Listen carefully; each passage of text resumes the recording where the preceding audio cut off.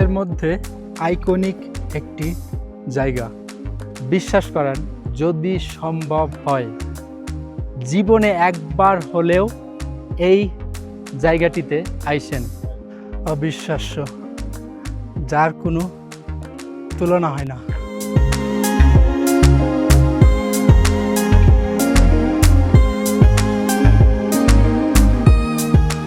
এখন আমরা বলতে পারেন মেঘের দেশে অবস্থান করছি। 1814 মিটার এইটা, অর্থাৎ এইটার চাইতে ওইটার উচ্চতা বেশি।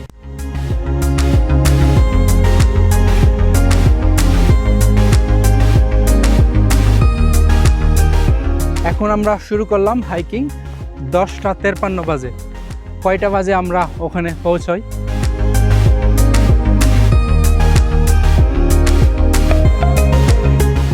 ফোনের মেমোরি শেষ হয়ে যাবে, তারপরও ভিডিও করতে করতে ভিডিও করার ইচ্ছা শেষ হবে না।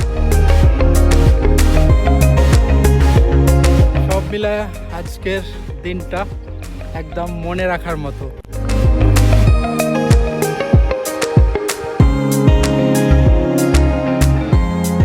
আসসালামু আলাইকুম সবাইকে। আসসালামু আলাইকুম সবাইকে। আজকে আমরা কোথায় আসছি এলেনা? আমাদের val Gardena নাম ডলোমাইটস। আজকে আমরা চলে আসছি ইতালির বিখ্যাত ডলোমাইট এলাকা। আমরা এখন যে ভ্যালিটিতে দাঁড়ায় আছি, এই ভ্যালিটির নাম val Gardena। আমাদের আজকে উদ্দেশ্য, আমার পিছন দিকে পাথরের পাহাড়টি দেখছেন, ওই পাহাড়ে উঠব। ডলোমাইট এলাকায় আপনারা যদি ঘুরতে আসতে চান তাহলে বেস্ট ডেস্টিনেশন আজকেরটা হতে যাচ্ছে। আর আপনারা কিভাবে টাকা বাঁচাবেন, এখানে কোথায় থাকবেন, ধারণা দেওয়ার চেষ্টা করব। চলুন তাহলে প্রথম থেকে আমরা শুরু করি।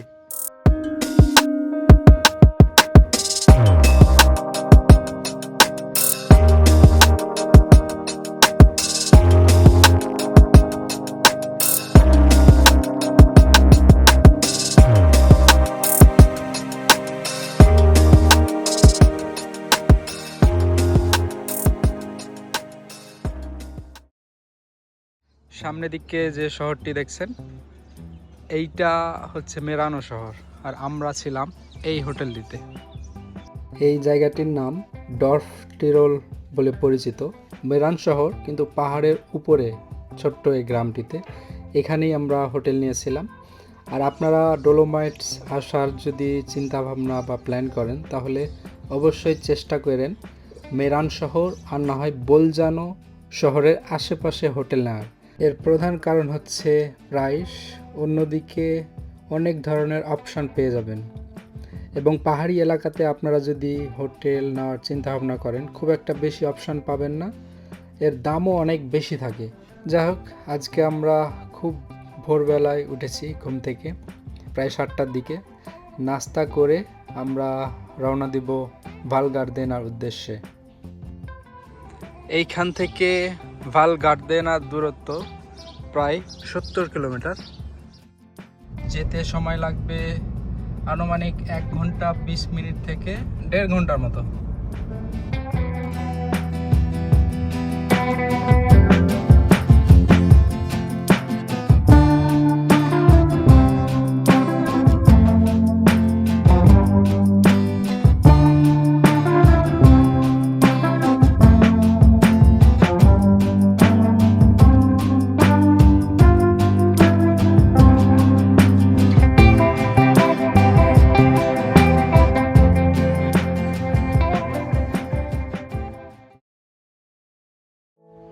চলে আসছি আমরা কলরাইজা। একটা কথা ক্লিয়ার করে নিই, এটা হচ্ছে পার্কিং।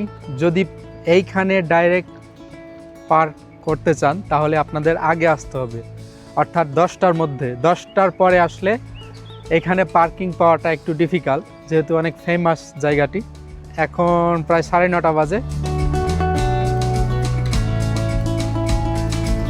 হাইকিং করবো তো সানক্রিম লাগাই নিচ্ছি। সারাদিন আজকে বাইরে থাকবো। বাইরে বলতে একদম পাহাড়ের উপরে, পাহাড়ের চূড়ায়। প্রায় 2500 মিটার উপরে উঠবো আমরা। আমাদের সাথে আছে এক বোতল পানি, হালকা কিছু খাবার, যেহেতু ভারী কিছু নিয়ে উঠা যাবে না, যার কারণে হালকা জিনিস নিছি। অনেকক্ষণ হাঁটতে হবে তো, প্রায় 4 ঘন্টা যাওয়া আসা মিলে। টিকিট প্রাইস নিল 34 ইউরো করে, আপ ডাউন, মানে ওপরে উঠবেন আবার নিচে নামবেন। সারাদিন খোলা থাকে, 8:30 থেকে 5:30 পর্যন্ত, যে কোনো সময় উঠানামা করতে পারবেন। একবার উঠতে পারবেন, একবার নামতে পারবেন আর কি। কত বাংলাদেশি টাকায় 4 থেকে 4,500 টাকা হতে পারে।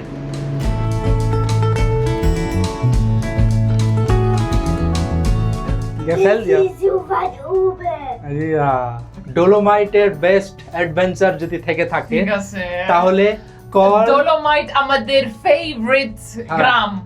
কল রাইজা হচ্ছে বেস্ট আমার মতে। একটা জিনিস লক্ষ্য করেন, আমরা কত উপরে উঠছি। গ্রামটা হচ্ছে যে এটা, আর আমরা এখন মনে হচ্ছে আকাশের উপরে উঠতাছি।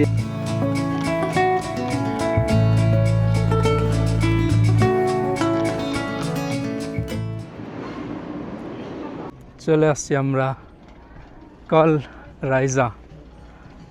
এইখান থেকে আমরা এখন হাইকিং শুরু করব সেচেদার উদ্দেশ্যে, অর্থাৎ আমাদের মেইন গন্তব্য সেচেদা।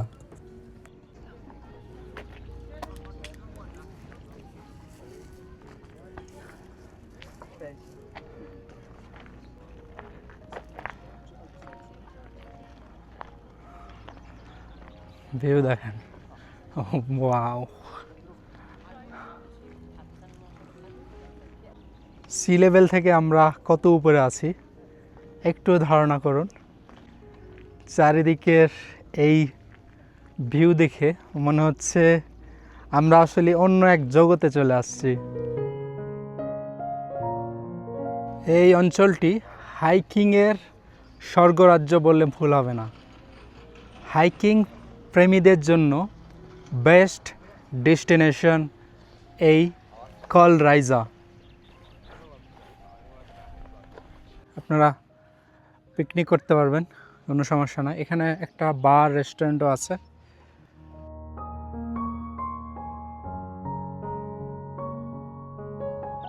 কত নাম্বার দিবে? 10-এ 10-10 10-এ 10। কঠিন একটা ভিউ।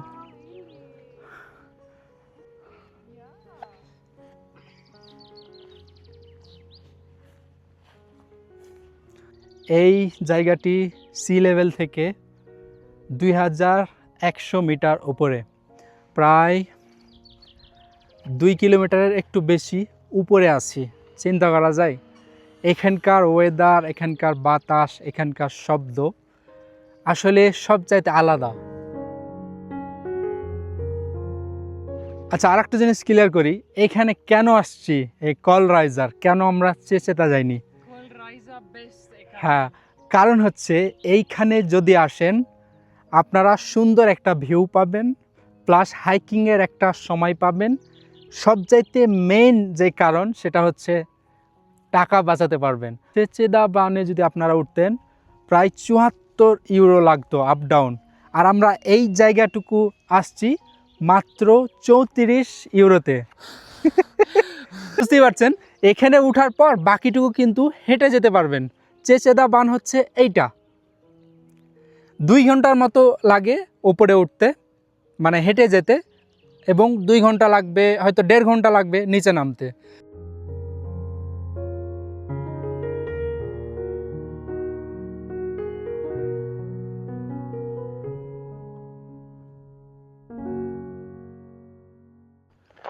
এটা একটা বার রেস্টুরেন্ট। এই যে এগুলো হাইকিংয়ের রুট, আমাদের যেতে হবে এদিকটায়। এখন আমরা শুরু করলাম হাইকিং। 10:53 বাজে। কয়টা বাজে আমরা ওখানে পৌঁছাই আপনাদের পরে জানাচ্ছি, যেহেতু আমাদের সাথে বাচ্চা আছে। ইউনেস্কো ওয়ার্ল্ড হেরিটেজ সাইট পুরো এই ডোলোমাইট এলাকাগুলি। হবে না কেন? এইরকম জায়গা হওয়াটাই স্বাভাবিক।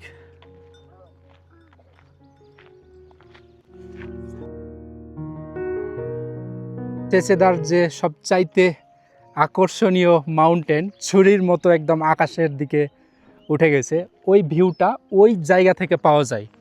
এই ভিউটার দাম বাংলাদেশি টাকায় প্রায় 10,000 টাকা। 10,000 টাকা খরচ করে এই ভিউটা দেখতে আসে মানুষ সারা পৃথিবী থেকে। অনেক দূর এসে পড়ছি, ফার্স্ট ভিউ এই ভিউটা পাবেন আর কি। খুব সুন্দর একটা ভিউ। এই ভিউটা হয়তো আপনারা অনেকেই দেখেছেন ইনস্টাগ্রাম, ফেসবুক, ইউটিউবে। একটা আমি আগেও বলেছি, একটা পাহাড়ের চাইতে আর একটা পাহাড় আরো বেশি উঁচু।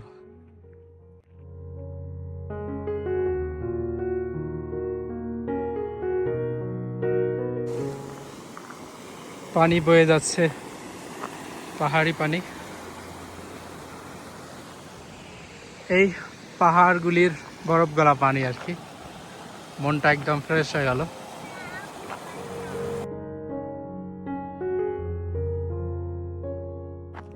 আর একটু কাছে আসছি।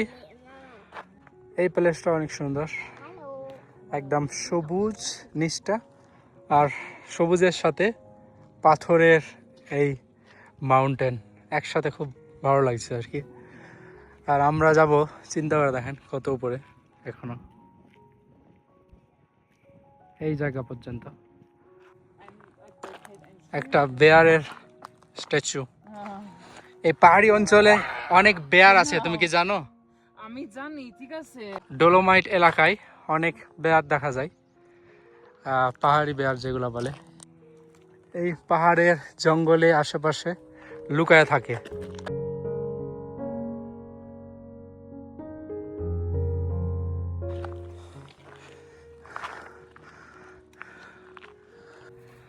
এখন আমরা অর্ধেকের বেশি চলে আসছি, বাকিটুকু দেখতে পাচ্ছেন।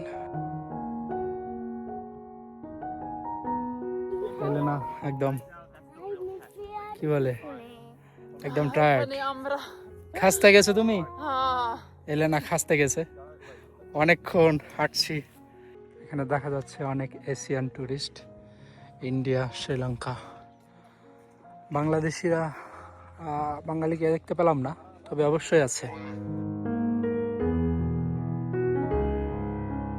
ফ্রেশ একটা বাতাস, এটাই বেশি ভালো লাগে। এত রোদের মধ্যে হাঁটাহাঁটি করলেও ঠান্ডা বাতাসটা, এটা আল্লাহর এক্সট্রা একটা নিয়ামত বলতে পারেন।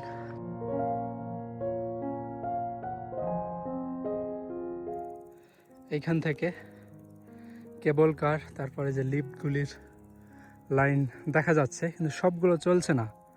কারণ কি বলতে পারলাম না, হয়তো শীতকালে এগুলো চালু হয়। গ্রামটা একটু দেখায় আপনাদের। এটা হচ্ছে গ্রামটি, বালঘাট, দেয় না? কয়টা ধাপে আমরা আসলাম। এখানে প্রায় অনেক জায়গাতেই বার, রেস্টুরেন্ট পেয়ে যাবেন। চলো কফি খাই। কফি খাই, ঠিক আছে। একটা কফি ব্রেক নিব এখানে। উপরে অনেক ভিড়, ভাবলাম নিচে একটা ব্রেক নিই, উপরে তখন খাওয়া দাওয়া করবো আর কি। চমৎকার। আসলে এখানে কফির দামের চাইতে ভিউটারই আসলে দাম বেশি। কফির কালারটা দেখাও। যাই হোক, এখানে আসলে একটা ব্রেক নেবেন, কফি খাবেন, তারপরের হাইকিং ট্রায়ালটা এখান থেকে শেষ করা যাবে।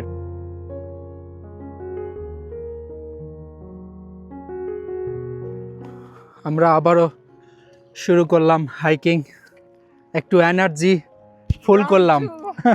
2 রাউন্ড, এটা একদম লাস্ট। হ্যাঁ, এদিক দিয়ে সোজা গিয়ে 2টা মাত্র ব্যাগ, 2টা ব্যাগ পার হলেই শেষে দা চলে আসবো। অলরেডি ভিউ হয়তো দেখতে পাচ্ছেন।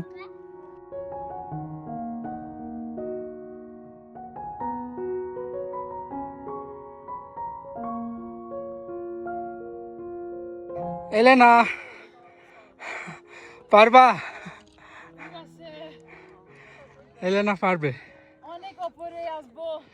বলছে অনেক উপরে চলে আসছে। আমি আগে কিন্তু বলেছি তুমি পারবা কিনা 2 ঘন্টা হাইক করতে। চিন্তা করছেন, আমি একা পারতাম না, এলেনা হয়েই সম্ভব। অসাধারণ। যদি সম্ভব হয় এই হাইকিংটা সেচেদা পর্যন্ত একবার হইল কইরেন, আপনার সারা জীবনের স্মৃতি হিসেবে মনে থাকবে।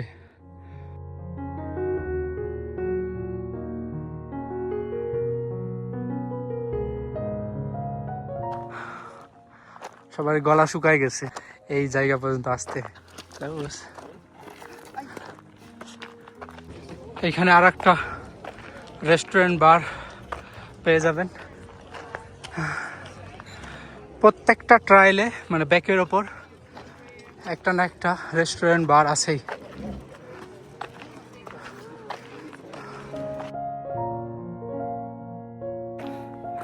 আপনারা যদি হাইকিং করতে আসেন এখানে, অবশ্যই যত দূর সম্ভব হালকা হয়ে আসা। 1 বোতল পানি নিয়ে আসলেই এনাফ, আমি এটা মনে করি। চলে আসছি চেচেদা। এটা হচ্ছে কেবল কার স্টেশন। এই জায়গা পর্যন্ত যদি কেউ চান ডিরেক্ট আসতে পারবেন নিচ থেকে। এইখানে আসলে মনে হবে একদম ইন্টারন্যাশনাল একটা প্লেস, অর্থাৎ এমন কোনো দেশের মানুষ নাই যে এইখানে পাবেন না। Indian, Pakistani, Bangladeshi, American, European, African, Arabian সব দেশের মানুষের দেখা পাবেন। চিন্তা করছেন 2500 মিটার উপরে। ওয়াও। আর এই দিককার ভিউটা একটু দেখেন, চেচেদা বান এই দিক থেকে আসে।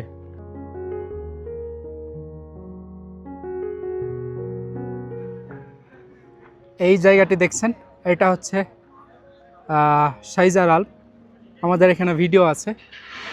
আমরা কালকে আবার যেতে পারি, যেহেতু আমরা প্রায় 4 বছর আগে আসছিলাম এখানে।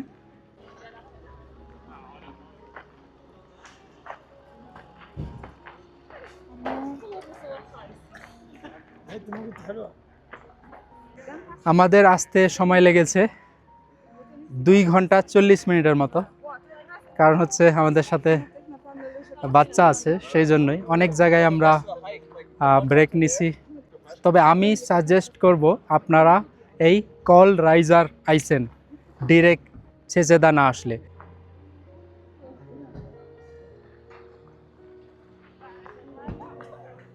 আল্লাহর সৃষ্টি আসলে কত সুন্দর, এই প্লেসগুলো না দেখলে বুঝতে পারতাম না। সবাই হয়তো আসতে পারবে না ইচ্ছা করলেও, তারপরেও যদি সম্ভব হয় একবার হইলেও আইসেন। এখানে ছোট ছোট অনেক দোকান আছে, খাবার, ড্রিঙ্কস পেয়ে যাবেন। আমরা এখন চলে যাব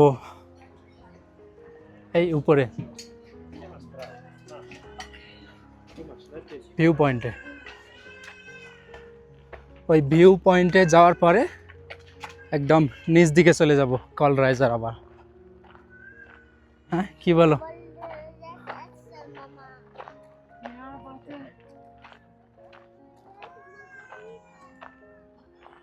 এখানে বাচ্চাদের একটা খেলার ব্যবস্থা আছে।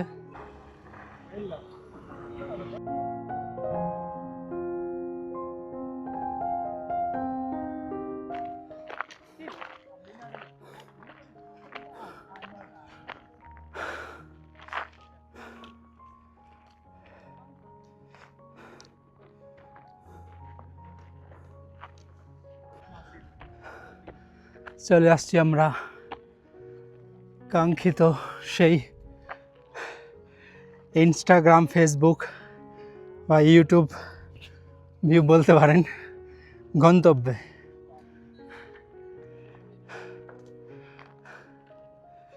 এই দিকটা হচ্ছে গাইজার আল্প, এইখানেও আমাদের ব্লগ আছে। এই জায়গাটা অবিশ্বাস্য, যার কোনো তুলনা হয় না।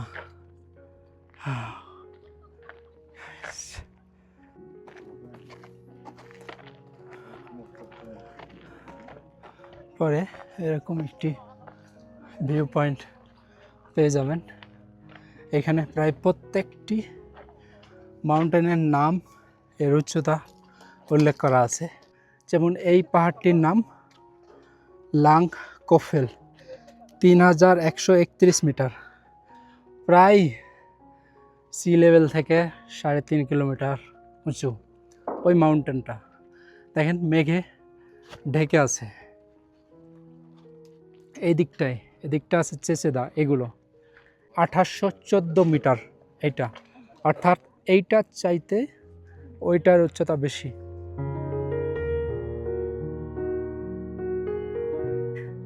এক পাশে যখন মেঘ থাকে আর অন্য পাশ খালি, তখন এই ভিউটা খুব ভালো লাগে। এই জায়গাটা খুবই ডেঞ্জারাস, ওইদিকে যাওয়া যাবে না, যার কারণে দেখেন একটা লোহার বাউন্ডারি দেওয়া রাখছে।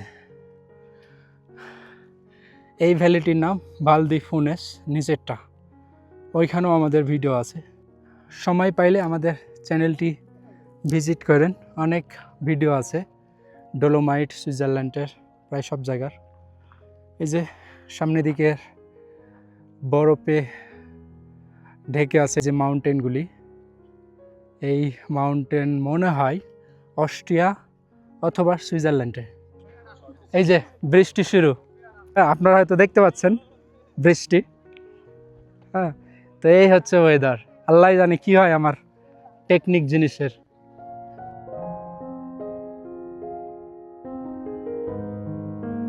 একটা জিনিস খেয়াল করেন, এই জায়গাটিতে অনেক অনেক অনেক জোরে বৃষ্টি হচ্ছে। আমাদের এখানেও হচ্ছে বৃষ্টি, তবে হালকা।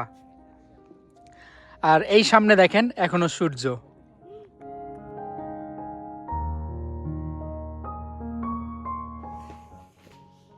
পা যাতে স্লিপ না করে, আলাদা মানে ফ্লোরে আপনার টাইলস বা পাথর বসানো আছে।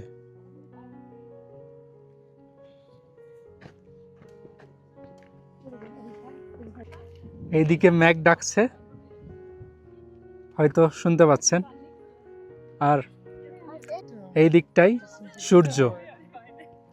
দুই রূপ বলতে পারেন।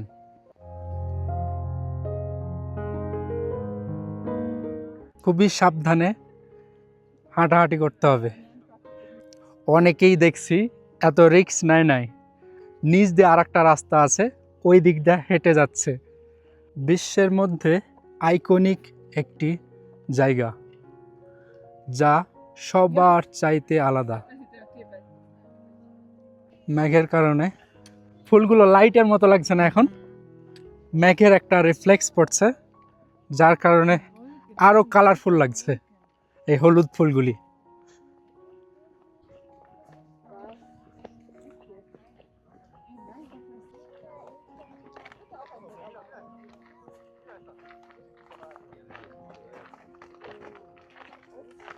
মেঘগুলো যদি এই দিকটাই থাকতো তাহলে বেশি ভালো লাগতো।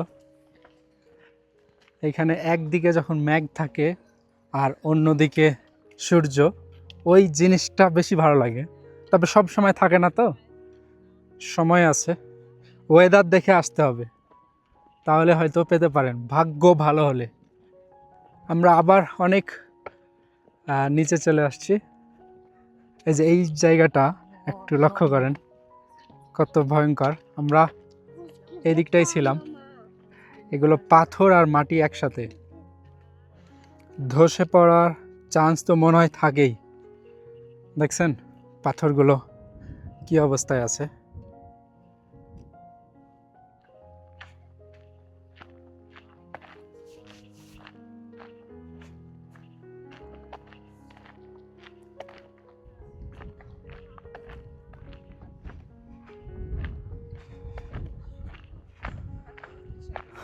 এইখানে মনে হয় ঢুকতে আবার পয়সা লাগে, এটা তো জানতাম না, নতুন সিস্টেম মনে হয় করেছে।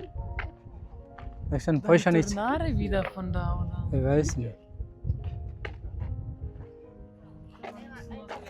এইখানে ভিউ পয়েন্ট আছে আর একটু সামনে, আরো 5 ইউরো করে লাগে। এখন যাব কি না জানি না, এই ওয়েদার দেখে ভয় লাগছে।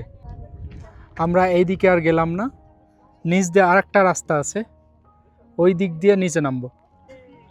মানে বাচ্চা আছে সাথে। এখন বেজে গেছে প্রায় 3:30, 5:30টার দিকে আবার কেবল কার স্টেশন বন্ধ হয়ে যাবে। যদি বন্ধ হয়ে যায় পুরোটা হেঁটে যেতে হবে, বাচ্চাকে নিয়ে যাওয়া সম্ভব না।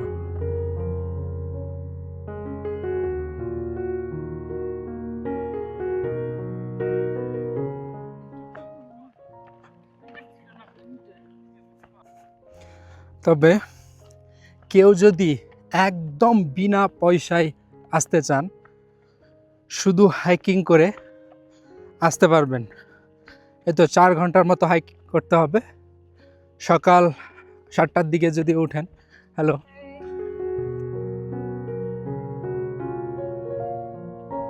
একটা জিনিস খেয়াল করেন, এতক্ষণে এই মাউন্টেনগুলো মেঘে ঢেকেছে, এতক্ষণ কিন্তু ওই দিকটাই ছিল। যেমন এই দিকটা ক্লিয়ার, এই দিকে এখন বৃষ্টি আসতে পারে। এই মুহূর্তে যদি উপর থেকে ভিউটা ক্যাপচার করতাম তাহলে এই দৃশ্যটি দেখা যেত, একদিকে মেঘ অন্যদিকে সূর্য।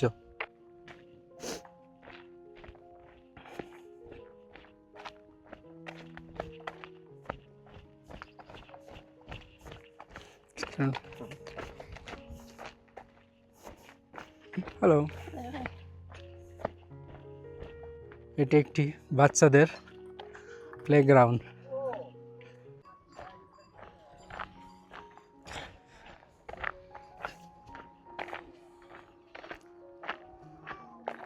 নিচের দিকে বৃষ্টি হচ্ছে আর আমরা বৃষ্টির ওপরে আছি। অদ্ভুত এক পৃথিবী। এখানে দেখা যাচ্ছে আলপাকা এবং ছাগলের বাচ্চা। দেখেন, সব মিলে পাহাড়ি আবহাওয়া প্রত্যেক ঘন্টায় ঘন্টায় চেঞ্জ হচ্ছে। ঘন্টায় বললেও ভুল হবে।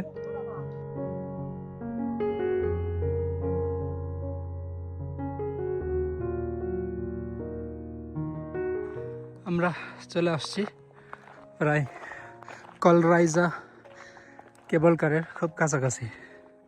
এখন এই দিকটাই সূর্যের আলো লাগছে, যার কারণে এই মাউন্টেনের যে রিয়াল আসল কালার বোঝা যাচ্ছে। এই মাউন্টেনগুলির কালার অ্যাকচুয়ালি একটু লাল ধরনের। যেমন এইটা দেখেন, এটা মনে হচ্ছে কালো। অ্যাকচুয়ালি এগুলো যখন সূর্যের আলো পড়ে কালার চেঞ্জ হয়। পুরো এই এলাকাগুলো নভেম্বর থেকে মার্চ এপ্রিল পর্যন্ত বরফে ঢাকা থাকে। এর পরের সময়টুকু আস্তে আস্তে এই সবুজ ঘাস গজায়, ফুল ফুটে। এই ভিউটা দেখেন, খুব চমৎকার একটা ভিউ।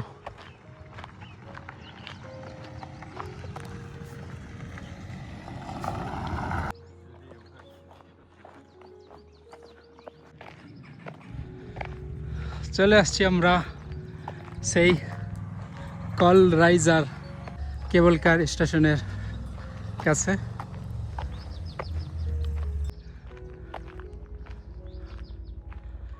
ফোনের মেমোরি শেষ হয়ে যাবে, তারপরও ভিডিও করতে করতে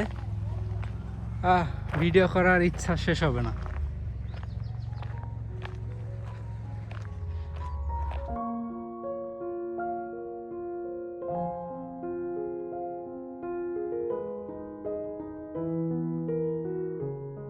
রিটার্ন করার সময় প্রায় 1 ঘন্টা 10 মিনিটের মতো লাগছে, অর্থাৎ উঠতে একটু বেশি সময় লাগে, আবার যখন পাহাড় থেকে নিচে নামবেন সময় একটু কম লাগে। তবে এত সহজ না, মিডিয়াম বলতে পারেন। খুব কঠিনও না, খুব সহজও না উপরে ওঠা। তবে চেষ্টা করলে অবশ্যই পারবেন।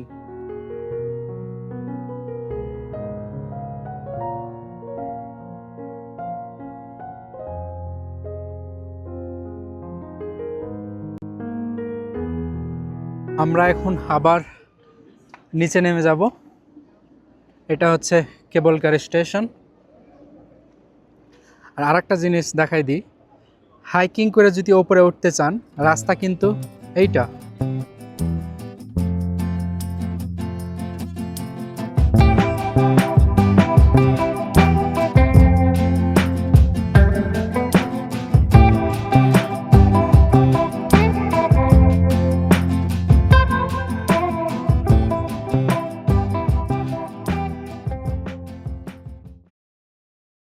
আজকের ভিডিওটি আপনাদের কাছে কেমন লেগেছে অবশ্যই কমেন্ট করে জানান। ভালো থাকুন আপনারা। আল্লাহ হাফেজ। ভালো থাকুন আপনারা। আল্লাহ হাফেজ।